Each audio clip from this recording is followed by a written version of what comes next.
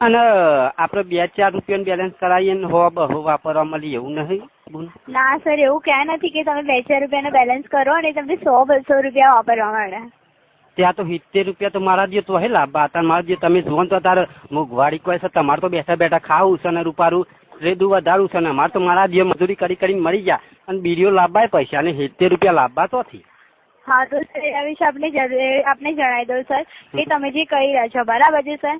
હા તો સર હું આપણે જણાવી દઉં કે સર 70 રૂપિયાનું રિચાર્જ કરાવો તો સર તમને ફૂલ ટોક ટાઈમ મળે બરાબર છે સર. એટલે ટોક ટાઈમ એટલે શું બેન?